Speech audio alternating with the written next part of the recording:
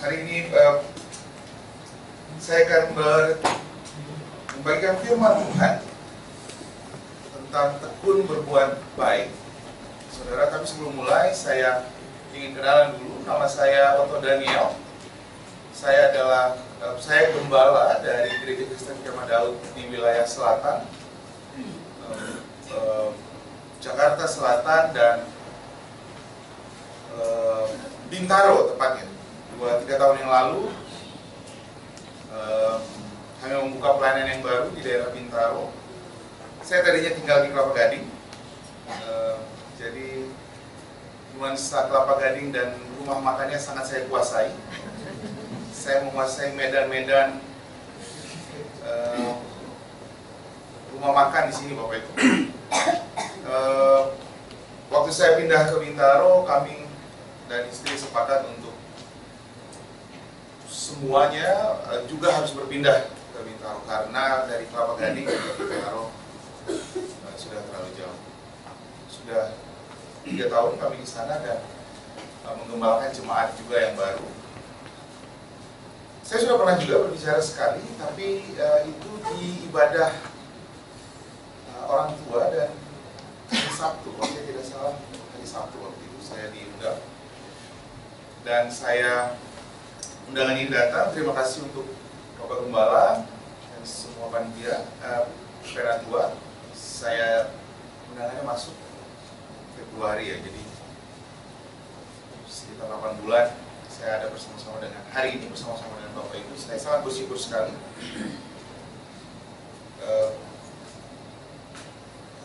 Kira-kira segitu perkenalan saya. Jadi kalau nanti kita ketemu di Akang atau kita ketemu di Kuitiau Sapi, Bapak Ibu tahu siapa saya dan berusahalah untuk mentraktir saya karena kita sudah kenal.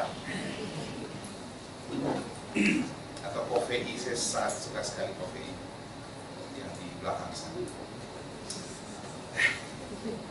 Pagi-pagi ngomong makanan. Mari kita mulai. Judulnya adalah tekun berbuat baik. Akan banyak ayat. Saya harap Bapak Ibu bisa menampungnya. Mari sama-sama kita lihat. Kalau kita lihat di gambar, ini adalah gambar, judulnya adalah A Good Samaritan. Orang Samaria yang baik, benar? Saya cuma ceritakan sedikit, walaupun khotbahnya bukan bercerita tentang ini. Ada orang yang dirampok di tengah jalan, lalu kemudian imam datang. Imam hanya lewat saja, melengos saja. Lalu kemudian ada Lewi datang. Mungkin Lewinya mau buru-buru, mau pergi ibadah, mau pelayanan musik. Buru-buru ketemu dengan orang yang dirampok ini, lalu melengos juga Bapak Ibu. Dan kemudian lewat seorang Samaria. Samaria adalah orang yang dibenci di Israel. Jadi kalau orang Israel bertemu dengan Samaria, mereka harus mengucapkan najis. Sama dengan orang lagi menstruasi. Orang menstruasi kalau memegang orang yang laki-laki atau perempuan yang sedang tidak menstruasi, menstruasi itu orang najis. Jadi kalau dia ada orang yang mau menyentuh dia harus berkata bahwa najis, najis, supaya orang yang bersentuhan dengan dia tidak menjadi najis. Nah, Samaria disamakan sama dengan orang najis dan sama dengan orang yang berpenyakit kusta. Orang berpenyakit kusta juga seperti itu. Jadi kalau mereka lewat dari orang yang di dekat dia dan orang itu pengen menyentuh dia harus bilang najis. Samaria diperlakukan seperti itu oleh bangsa Israel. Mereka dianggap rendah oleh bangsa Israel. Bapak Ibu, dalam cerita ini Samaria ini merawat orang yang dirampok ini. Dia masukkan ke penginapan, dia sendiri yang rawat. Benar? Masih ingat ceritanya? Lalu kemudian waktu dia mau pergi berbisnis, dia taruhkan 2 dinar. 2 dinar itu upah 2 hari orang kerja. 1 hari adalah upah 1 dinar adalah upah 1 hari orang bekerja. Jadi dia kasih upahnya 2 dinar, tolong rawat, nanti saya balik lagi, saya akan bayar semua kebutuhannya. Bapak Ibu, yang sedang dilakukan oleh orang Samaria ini? He was a good guy. Dia adalah orang yang sedang berbuat baik. Dan lucunya, mari sama-sama kita lihat. Mari kita lihat kata berbuat baik ini diambil dari Roma 2 ayat 7. Mari sama-sama kita lihat dan kita baca dengan suara yang bisa membangunkan rekan kita yang di sebelah. Sama-sama kita baca Roma 2 ayat 7. 1, 2, 3 ya. Yaitu Tuhan kepada mereka yang mengaku berbuat baik, mencari kemuliaan, kehormatan dan kejayaan Tuhan. Dan Bapak Ibu, ada kata berbuat baik, dan kata berbuat baik itu diikuti sebelumnya, diikuti dengan kata tekun. Jadi kalau ada kata tekun, ada missing yang hilang di situ, yaitu adalah kata tekun itu artinya terus menerus. Sepakat nggak dengan saya? Kalau ada kata tekun berarti terus menerus. Saudara dan saya tidak punya kemampuan untuk berbuat baik kepada orang terus menerus. Manusia mengenal kata berbuat baik. Mungkin ini yang di dunia bisnis sangat mengenal ini. Kalau di dunia bisnis, kita mengenal sekali. Yang pertama namanya balas budi. Ini perbuatan baik yang sering kali kita lakukan. Manusia sering kali melakukan ini. Orang berbuat baik kalau kamu baik sama saya. Sepakat nggak dengan saya? Kalau kamu baik, saya baik dengan kamu. Ini adalah perbuatan baik atau kasih yang dikenal sama manusia. Dan yang kedua adalah namanya pamrih, Bapak Ibu. Pamrih adalah perbuatan baik yang dilakukan kepada orang yang nanti supaya dia baik sama kita.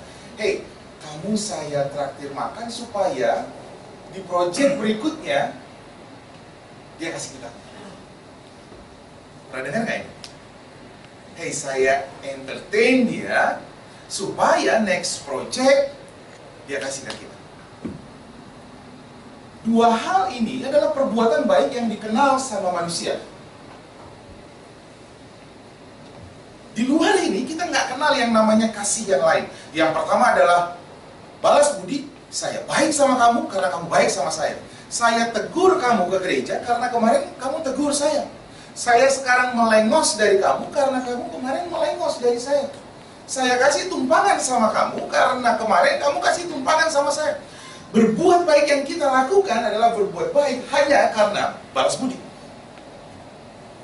Atau yang kedua yang sering kali kita pakai di dunia bisnis adalah, hei, kamu, saya berbuat baik sama kamu, saya berbuat baik sama istri saya karena dia baik sama saya. Begitu juga dengan istri, dia baik sama suami karena kemarin memang kasih uang belanja dengan lebih dari yang biasanya.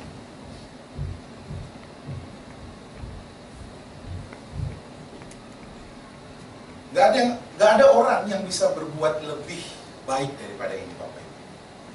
Itu sebabnya kalau ada orang menuntut kita berbuat lebih baik lagi, gak ada yang bisa. Bahkan Paulus katakan begini, aku tuh pengen berbuat baik katanya. Yang aku ingin lakukan berbuat baik. Tapi kenapa yang aku lakukan katanya? Justru kebalikannya.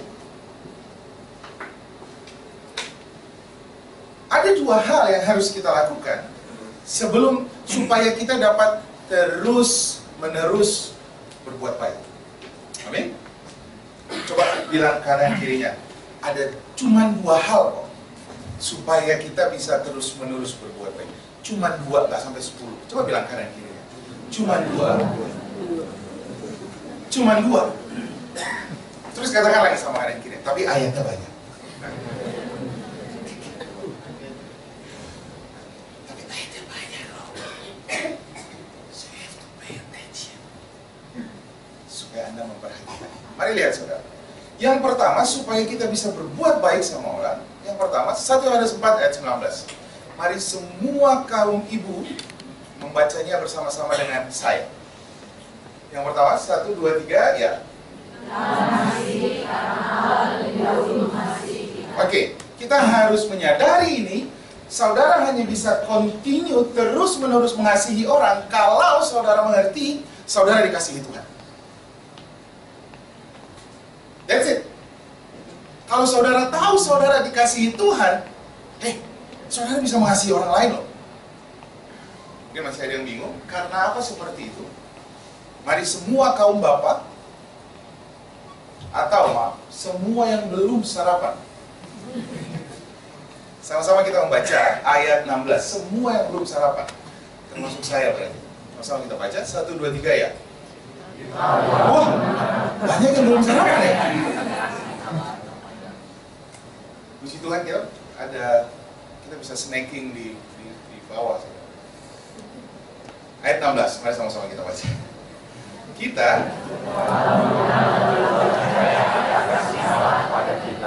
Allah adalah, dan barang siapa tetap berada di dalam kasih, ia tetap berada di dalam Allah dan Allah di dalam dia. Saudara kalau perhatikan 1 Yohanes 4 ayat 16 ini, itu adalah 3 ayat sebelum yang di atas. Perhatikan ayatnya. Firman Tuhan katakan yang di ayat 19, kamu mengasihi kalau kamu tahu aku mengasihi kamu. Lalu ayat 16, ini dia kuncinya. Firman Tuhan katakan, Allah adalah kasih. Saudara, dalam terjemahan aslinya kata kasih itu, lihat yang warna kuning. Bukan lihat yang berbaju kuning, lihat yang warna kuning. Kata kasih di situ adalah agapau. Dalam bahasa Gerika, bahasa aslinya adalah agapau. Agapau di situ adalah kasih tanpa syarat. Jadi Bapa mengasihi saudara tanpa syarat. Ada banyak orang yang mengajarkan bahwa kasih Tuhan itu ada syaratnya. Kalau kamu mau dikasihi Tuhan, harus melakukan A, B, C, D, E, F, G. Kamu harus taat melakukan A, B, C, D, F, G. Saudara, kasih Tuhan sama saudara tanpa syarat. Kalau orang mengatakan kasih Tuhan pakai syarat, saudara, itu bukan kasih Tuhan. Saya nggak sedang mencoba untuk menerjemahkan Alkitab dengan cara yang rumit. Karena itu yang diceritakan firman Tuhan. Kasih yang ditulis di situ bukan philia, kasih kepada saudara. Kasih di situ bukan storge, bukan eros, tapi kasih yang dinyatakan di situ adalah kasih tanpa syarat. Ada nggak di bumi orang yang bisa mengasihi orang lain pakai tanpa syarat? Kasih ibu, kasih saudara kepada saudara ada syaratnya apa, Beb? Kita yang punya saudara, kasih oke deh. Kasih ibu kepada anak ada syaratnya nggak? Makanya setelah ibunya tua, anaknya kuliah, ibunya bilang apa? Mami kuliah yang benar lo, supaya nanti lu kerja yang bagus, bisa ngerawat adik-adik lu, bisa ngerawat mami. Emang selama ini mami bayarin kamu buat apa? Gitu kan? Kelihatan belangnya, saudara. Itu mami-mami di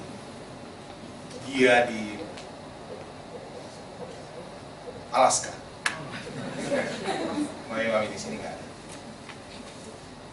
Kalau manusia nggak bisa memproduce kasih yang tanpa syarat. Tapi kasih tanpa syarat itu hanya dapat dilakukan sama Tuhan. Saudara, tipuan ini sudah dilakukan iblis dari sejak dahulu kala. Dia cuma mau mengatakan begini, bahwa kasih Tuhan itu ada syaratnya. Perhatikan, Kejadian 3 ayat 1. Ini adalah awal manusia jatuh di dalam dosa. Saya tadi sudah janji banyak ayat Bapak Ibu. Saya kan harus menepati janji saya, benar? Banyak ayat, jadi kalau pakai daya ingat saja perlu kemampuan yang ekstra. Kejadian 3 ayat 1. Adapun ular ialah binatang yang paling cerdik dari segala binatang yang di darat yang dijadikan oleh Tuhan Allah. Ular itu berkata kepada perempuan, tentulah Allah berfirman. Perhatikan tipu daya iblis. Bapak Ibu, saya cuma mau mengingatkan, akhir zaman akan banyak katanya apa? Sesat. Siapa yang nggak bisa disesati? Orang yang punya pengetahuan. Kenapa banyak ibu-ibu pakai tas KW ketipu gitu? Tapi memang ada yang menyerahkan diri. Saya nggak. Saya bukan dari dinas pajak yang sedang mencari-cari pajak harta kekayaan Bapak Ibu. Saya sedang mencari. Kenapa ada orang yang ketipu tas 50 juta? Karena sebelumnya dia nggak tahu apa itu Louis Vuitton.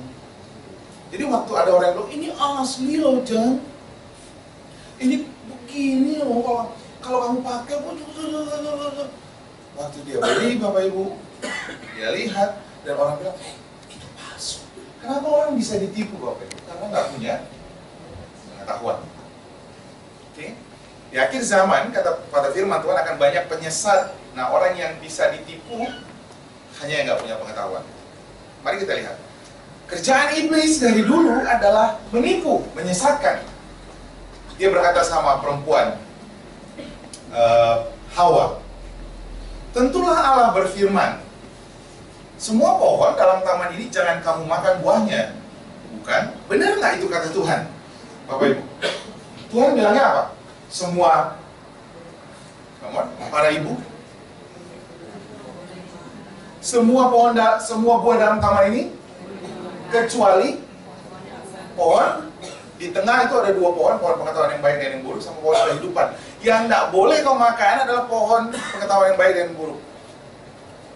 Banyak kolesterol. Mungkin something like durian kira-kira. Saya nggak tahu. Iblis datang bilang gini, hei, kata Tuhan, jangan kau makan kan? Iblis sedang bilang gini, Tuhan itu jahat banget ya. Dari semua yang baik ini, Tuhan bilang, jangan makan. Iblis sedang menanamkan konsep bahwa Tuhan nggak baik-baik amat. Lalu ayat 2, lalu saat perempuan itu kepada ular itu, buah pohon dalam taman ini boleh kami makan. Saat ini, sampai di sini jawabannya benar nggak Bapak Ibu? Benar? Benar. Lalu ayat 3, tetapi tentang buah yang ada di tengah-tengah taman, Allah berfirman, jangan, silakan, jangan kamu makan ataupun nanti kamu mati. Saudara, lihat nggak ada yang salah di sini? Tuhan bilang sama Adam dan Hawa, jangan kau makan buahnya. Raba dibilang nggak, saudara? Hawa memang waktu Tuhan ngomong, dia lagi main BBM, lagi SMS, lagi WhatsApp. Lama banget sih Tuhan ngomongnya. Jadi dia miss, saudara, apa yang Tuhan ngomongin. Tuhan bilang, jangan kau makan, dia tambahin.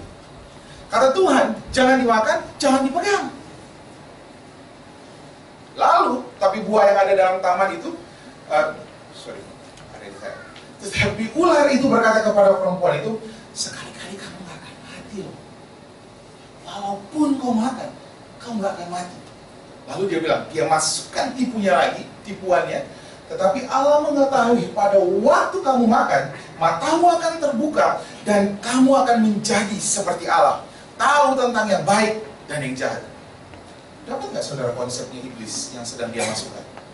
Selama ini, Tuhan itu nutup-nutupi dari kamu. Kalau kau makan buah ini, kau akan sama dengan Allah. Pertanyaannya, Adam dan Hawa sudah sama nggak dengan Allah? Waktu Adam dan Hawa diciptakan, dia segambar dan serupa dengan Tuhan. Benar saudara? Dia segambar dan serupa dengan Allah. Cuman ya tadi, Hawa pas diceritain Tuhan begini, dia lagi WhatsAppan, lagi lihat Facebook di ibadah. Jadi memang nggak connect dengan apa yang diceritakan. Oh, selama ini Tuhan menutup-nutupi. Ternyata kalau saya makan buah itu, saya nggak mati. Dan saya menjadi sama dengan dia. Ternyata selama ini tipuan Tuhan, dia mengasihi saya. Nggak benar. Saudara, dari dulu iblis berusaha menyatakan bahwa kasih Allah itu nggak bagus-bagus amat. Allah mengasihi pakai syarat. Kamu baik, Tuhan baik kalau kamu baik. Kamu sembuh kalau melakukan A, B, C, D, E, F, G. Kamu diberkati kalau kamu melakukan A, B, C, D, F, G. Saudara, kasih Tuhan tanpa syarat. Amin.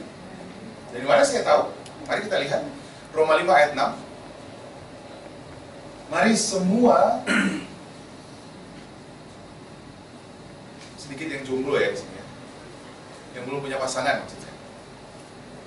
Perlu juga harus bersuara yang belum pasangan, supaya pasangan yang di ujung sana yang belum punya bisa melihat pasangan yang belum ketemu di sana. Oh, dia ternyata belum. Perlu nggak kita cari sekarang?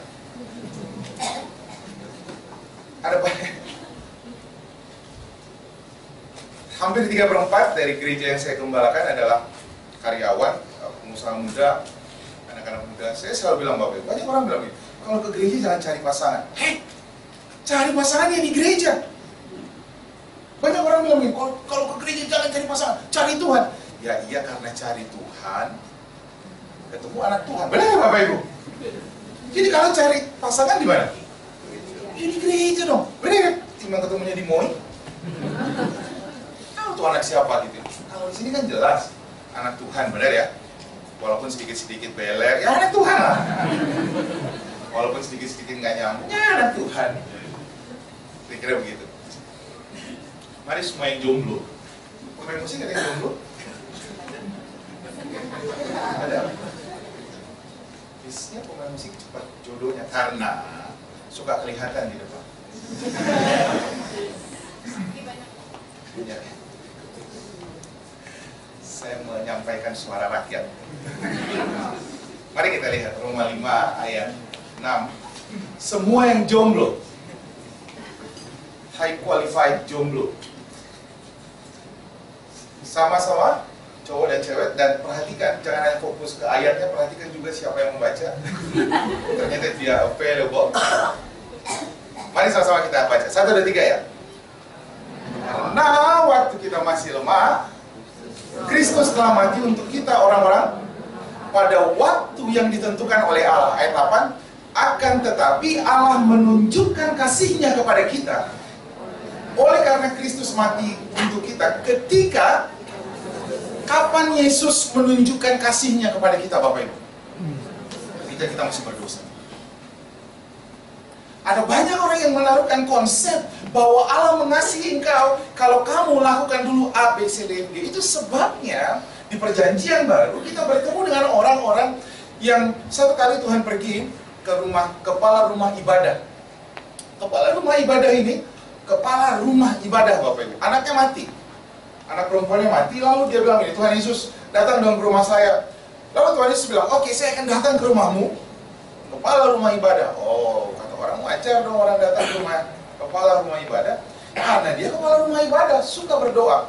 Waktu dia berjalan, ada perempuan yang sakit pendarahan 18 tahun, masih ingat ceritanya? Memegang, sembuh nggak Bapak? Tuhan Yesus bilang gini, hei, ada syaratnya untuk sembuh.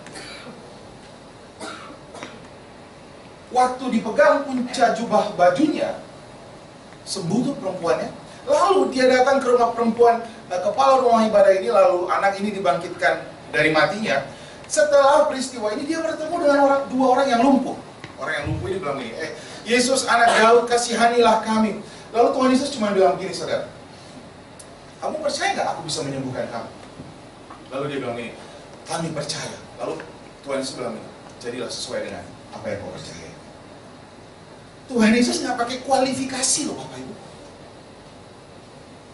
Tuhan Yesus nggak bilang gini, kamu sudah khatam kitab Kejadian? Kamu sudah melakukan ini belum? Kamu sudah bayar ini belum? Kamu sudah kerjakan ini belum? Enggak, saudara. Kalau saudara lihat di firman Tuhan, satu-satunya syarat orang menerima kesembuhan, satu-satunya syarat orang menerima berkat kelimpahan hanya oleh iman. Saudaraku, kasih Tuhan kau terima tanpa syarat. Kalau saudara mengerti ini, saudara kita orang berdosa datang sama Tuhan itu. Atau saya kasih gambaran. Saudara punya anak saudara main kotor. Becek bajunya, ini bukan iklan Rinso. Kotor bajunya. Tahu bagaimana satu-satunya cara untuk membersihkan orang ini? Anak saudara, ngapain? Saudara angkat dia. Teman, para ibu. Saudara bawa dia, benar? Lalu saudara bersihkan kotoran. Satu-satunya cara orang menerima kasih Tuhan. Bapak Ibu tahu nggak syaratnya? Adanya di gereja. Gereja adalah tempat orang dibersihkan oleh firman Tuhan. Kan kita suka bilang gini, apa ini ya? Baru dari gereja, baru dengerin firman Tuhan, sekarang sudah marah-marah. Apa gunanya papa ke gereja? Atau kebalikannya, apa gunanya mama melayani? Jadi Asyar atau core, apa gunanya kamu melayani kalau kamu masih marah-marah, kamu masih begini-begini, kalau kamu masih melakukan ini. Bapak Ibu, Anda punya mobil? Kalau mobil Anda rusak, saya kasih analogi, mobil Anda Honda, servisnya harus ke Honda, oke. Terdengar bunyi-bunyi, masukin ke Honda dong. Lalu keluar mobilnya dari Honda, kemudian ngapain? Masih kedengaran lagi suara bunyi-bunyi, apa yang kita lakukan? Masukin lagi ke Honda. Tahu kan Bapak Ibu bahwa gereja itu adalah bengkelnya Tuhan untuk memulihkan hidup orang. Jadi kalau dia masih marah-marah lagi, Anda stop berkata bahwa Bapak ini ya nggak guna ke gereja. Kalau dia masih marah-marah lagi, ini kan jam 8 ibadah pertama. Apalagi Bapak Ibu putar lagi mobilnya, masuk lagi ibadah kedua. Hei, ini yang benar nggak Bapak Ibu? Dan kalau masih dia marah-marah sampai sore, masukin dia di sini. Coba Bapak dengerin ya firman Tuhan. Karena yang bisa mengubahkan orang hanya firman Bapak Ibu. Jadi stop kita komplain dengan hidup orang. Lalu kita bilang, ada orang yang komplain begini. Kenapa ya di gereja banyak orang yang nyakitin saya? Kenapa ya? Katanya dia pelayan. Kok kelakuannya seperti itu, beda-beda tipis sama setan. Masih lumayan setan Pak. Kalau setan masih bisa saya usir dalam nama Tuhan Yesus, diusir.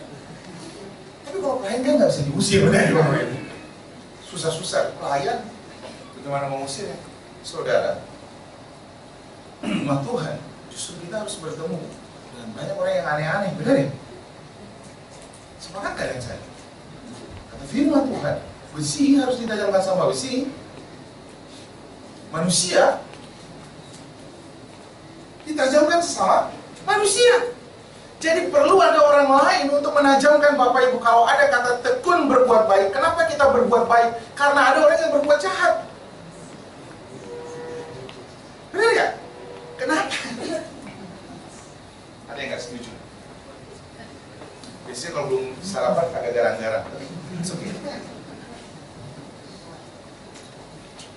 Supaya melatih sabar saya perlu ketemu di gereja dengan orang yang sombong loh Bapak Ibu.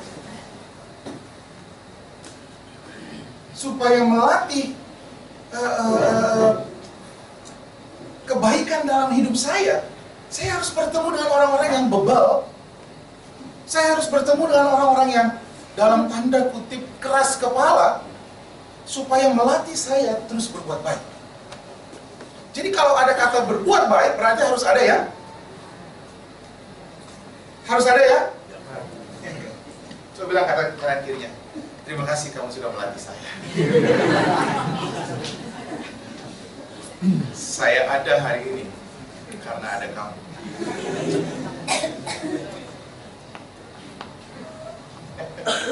Benar nggak saudara? Saudara, kalau Anda mengerti bahwa kasih Tuhan mengasihi saudara tanpa syarat, saudara akan merasakan damai sejahtera. Saudara akan melihat jadinya relevan semua khotbah yang ada di perjanjian baru. Kenapa Tuhan Yesus menerima anak yang bungsu yang menghabiskan semua hartanya? Hartanya bukan dihabiskan untuk investasi atau beli rumah di Gading Kirana, atau dia tidak lakukan itu untuk investasi Bapak Ibu. Apa yang dilakukan oleh si bungsu? Dia minta warisan, benar? Bangsa Israel nggak boleh minta warisan kalau belum mati, saudara. Jadi bagi anaknya, bapaknya sudah mati, minta warisan saya. Warisannya diminta, perginya kemana Bapak Ibu? Foya-foya, ke pelacur. Kalau teman-teman saya yang berbisnis bilangnya, ke sumo, Delta or whatever. Harusnya nama-nama ini sering diucapkan di gereja supaya anak-anak Tuhan gak pergi ke sana.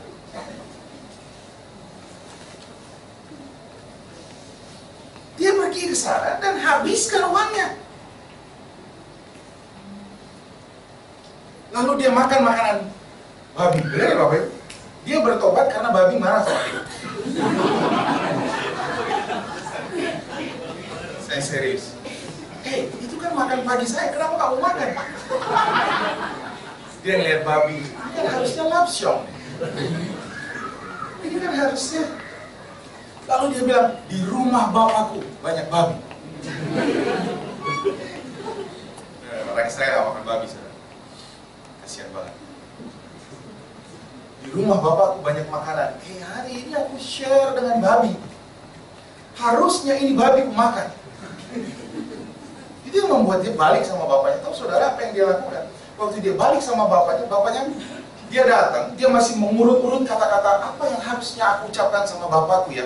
Dia lagi bikin kata-kata yang baik, saudara. Bapak, ampunkan aku menghabiskan uangmu, ampunkan aku sudah menganggap engkau mati. Dia lagi ngomong, bapaknya sudah melihat dari jauh. Apa yang dilakukan bapaknya? Bapaknya lari mengejar. Siapa yang lari mengejar siapa, saudara?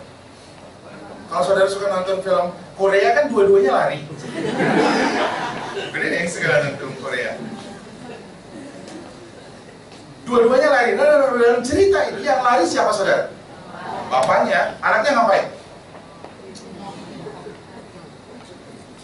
Bapaknya nggak berhenti, lalu bilang, oh babi kamu? Kok kamu bawa akang sih? Kira-kira gitu, saudara. Enggak, saudara. Bapaknya datang.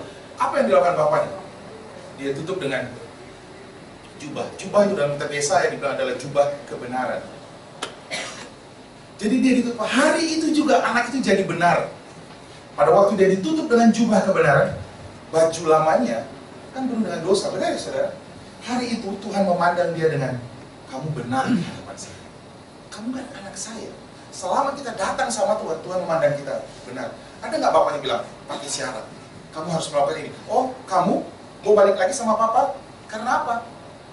Sudah jatuh miskin. Bapaknya langsung bilang, rasain lo. Dasar anak durhaka. Enggak, saudara. Papanya peluk, dikasih cincin, lambang dari kuasa, dikasih sendal budak.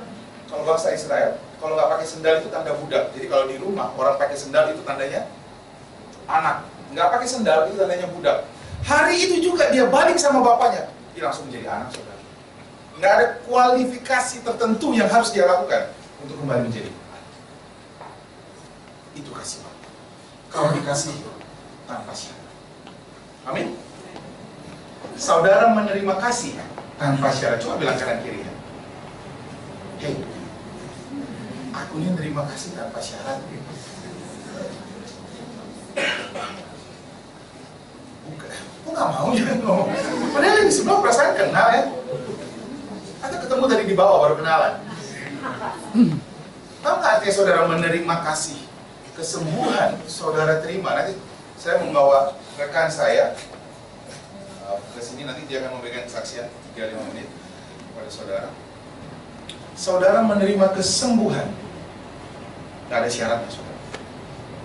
Saudara menerima pemulihan, nggak ada syarat. Semata-mata karena kasih Tuhan. Kalau saudara mengerti ini, kau akan damai sejahtera. Hatimu akan tenang. Saya lanjutkan. Tolong saya dikasih tahu waktunya. Tinggal kira-kira berhari-hari lagi. Yang kedua, Bapak Ibu, yang pertama tadi, kalau Anda tahu Anda dikasihi. Yang kedua, berbuat baik itu adalah buah. Galatia 5 ayat 22. Tapi buah-buah roh ialah, sama-sama baca dengan suara keras.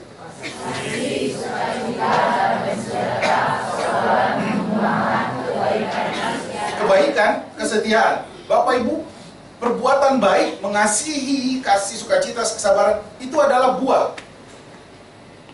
Saya kasih contoh.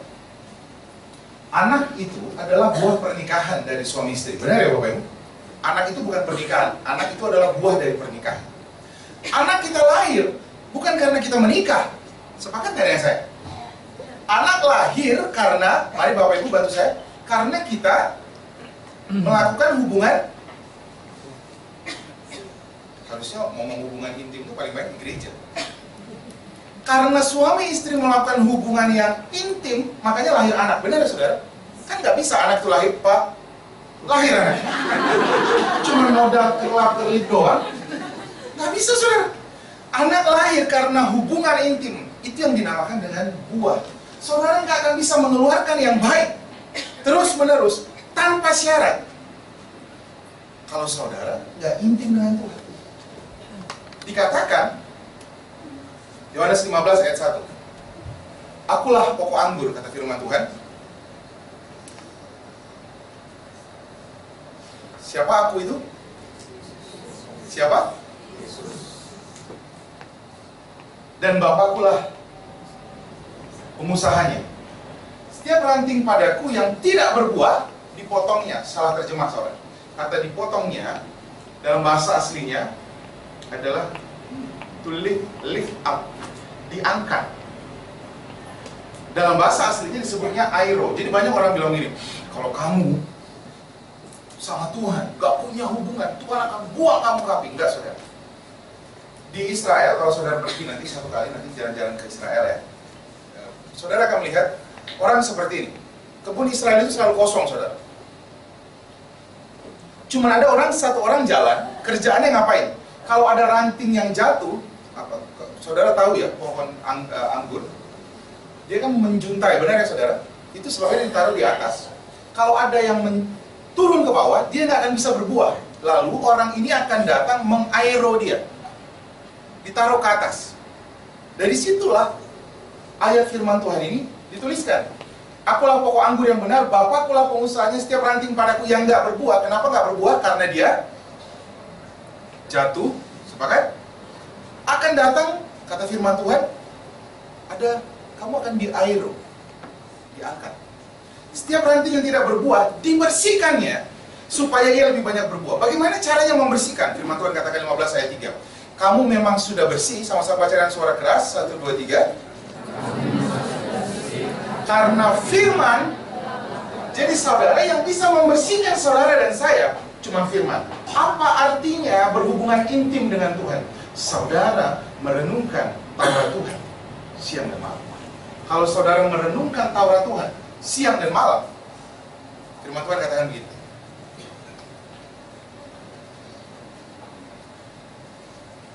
Baca ya.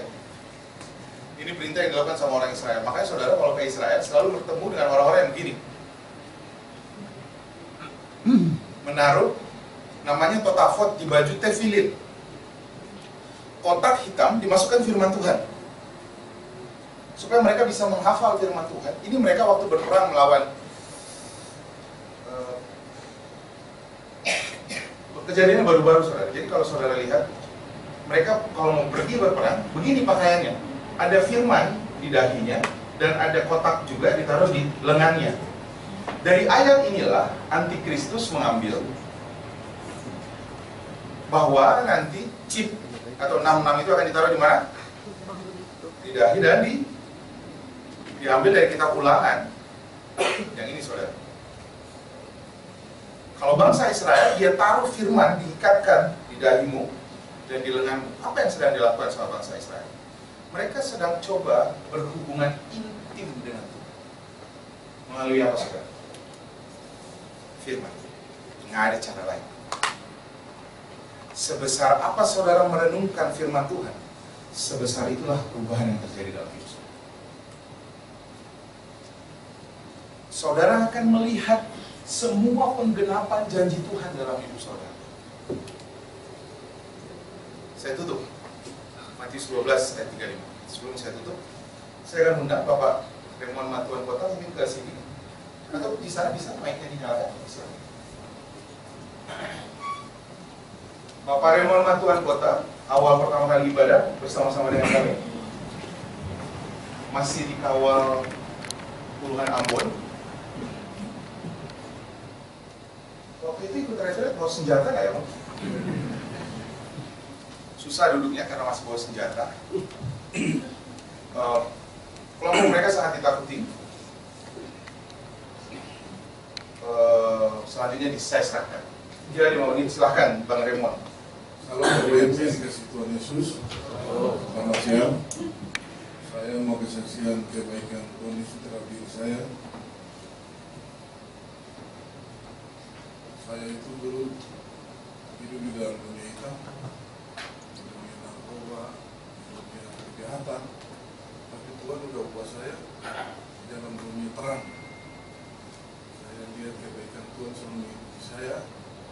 satu ketika Bapak Ibu saya sakit. Saya sakit, istri saya antar saya ke rumah sakit. Dokter bilang ke istri saya bahwa ibu, bapak harus dioperasi karena pembuluh darah saya pecah Bapak Ibu. Pembuluh darah saya pecah. Istri saya udah bingung di rumah sakit. Istri saya telepon pendeta Bang Oto bilang ke istri saya, ya Bapak operasi aja. Waktu saya operasi Bapak Ibu saya udah sadarkan diri lagi. Saya nggak ingat anak saya nggak ingat istri saya, pokoknya dunia saya nggak ingat lagi. Yang saya ingat semua Tuhan. Saya semua ingat Tuhan, saya minta tolong sama Tuhan, tolong saya Tuhan. Itu Bapak Ibu, mujizat terjadi dalam diri saya. Saya bahasa roh, saya baca roh, saya bahasa roh. Tiba-tiba suara saya keluar, ya Abah, ya Bapak. Tolong Raymond, ya Abah, ya Bapak. Itu saya lihat itu petir itu Bapak Ibu pecah, petir. Pecah tuh, saya lihat tuh mujizat itu jadi dalam diri saya Bapak Ibu. Itu saya udah nggak sadarkan diri, saya lihat tuh memang udah banyak mobil yang menanti jemput saya. Bapak Ibu, saya udah lihat itu dan macam-macam Bapak Ibu saya lihat. Tapi mujizat terjadi dalam diri saya. Saya merasa tuh saya udah jalan tuh udah jauh Bapak Ibu. Saya udah jalan di dalam dunia gelap tuh udah jauh, saya udah jalan. Saya merasa berhari-hari saya jalan tuh Bapak Ibu. Tapi saya lihat ada orang antar saya balik lagi Bapak Ibu. Orang antar saya balik, saya lihat itu. Saya udah naik lembah, turun lembah, saya lihat itu. Yang 1 tahun yang lalu saya sama gembala saya ke Israel. Ini jalan ini yang saya pernah lewat di tembok Rataman Bapak Ibu. Di situ saya lihat itu udah mulai terang-terang. Bapak Ibu, saya sadar. Saya lihat mujizat Tuhan sangat menyayangi saya. Saya sadar Bapak Ibu, saya sadar. Saya berarti di Mazmur 23, Tuhan adalah gembalaku, tak kekurangan aku. Ia memberi aku di padang berumput hijau. Ia menuntun aku ke air yang tenang. Sekalipun aku berjalan di lembah kekelaman, aku tidak takut bahaya. Padanya dan tongkatnya selalu menghibur aku. Bapak Ibu, saya lihat saya dibawa keluar lagi di tempat yang gelap memang ke tempat yang terang. Saya sadar Bapak Ibu, saya ambil keputusan saya bertobat Bapak Ibu. Saya bertobat, saya sekarang gereja di GKKD Bintaro. Saya dimentori sama pendeta untuk pengebean. Saya sekarang sudah hidup dalam Tuhan Bapak Ibu. Itu saja kesaksian saya. Tuhan Yesus memberkati. Terima kasih Bang Raymond. Waktu saya cerita nanti waktu di rumah sakit dokternya cuma ada 2 opsi saudara, mati atau lumpuh. Kan bukan itu janji firman Tuhan. Firman Tuhan bilang kita sehat, benar? 1 Petrus 2:24. Saudara, saya cuma pegang sebagai hamba Tuhan. Saya cuma pegang apa kata firman Tuhan. Saya cuma kalau kata Tuhan sembuh, kenapa saya harus sakit? Saya bilang enggak, sehat. Yang pecah itu pembuluh darah di otak, saudara. Orang sudah bayangin pasti jalannya miring, ngomongannya begini. Saudara, 3 hari setelah sadar, 3 hari udah minta pulang. Akhirnya seminggu lalu dokter berkata ini adalah proses tercepat yang pernah saya lakukan. Seminggu balik ke rumah, normal, jalan. Saudara, apa yang sedang layak nggak Bang Raymond ini menerima kebaikan Tuhan? Nggak layak, saudara. Tapi kan itu artinya kasih. Kasih diberikan bahkan kepada orang yang nggak layak untuk menerima. Perbuatan baik hanya bisa dilakukan sama orang yang nggak baik sama kita. Kalau kita berbuat baik sama orang yang baik sama kita, itu bukan kasih. Karena kasih diberikan tanpa syarat. Saudara hanya bisa mengasihi orang kalau saudara tahu saudara dikasihi Tuhan. Saudara akan bilang gini, Tuhan aku aja Tuhan kasihi ya. Masa orang ini tidak dikasih? Masa saya marah-marah sama orang ini? Tahu nggak saudara siapa orang paling berdosa di dunia ini? Saya. Karena saya paling tahu dosa saya. Benar nggak saudara? Kan kita paling tahu dosa kita. Cuman kita kan suka poin orang, tunjuk orang lain.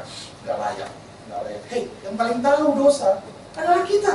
Saya paling tahu dosa saya. Saya paling tahu apa yang saya pikirkan. Yang orang lain nggak bisa pikirkan. Saya bisa tahu. Dan saya bisa bilang begini sama Tuhan. Tuhan, saya aja Tuhan kasih. Saya percaya saya pun bisa mengasihi orang lain. Kalau saudara masih, Tuhan bisa nggak aku mengasihi Tuhan? Renungkanlah Taurat itu siang dan malam. Cuman itu caranya bisa memulihkan hidup saudara. Saudara akan melihat yang tadinya saudara pemarah, saudara akan bilang, sekarang saya mulai jadi mengasihi. Yang tadinya saudara tukang poin orang, kalau orang khotbah kita itu cuma nulis dan tulis apanya?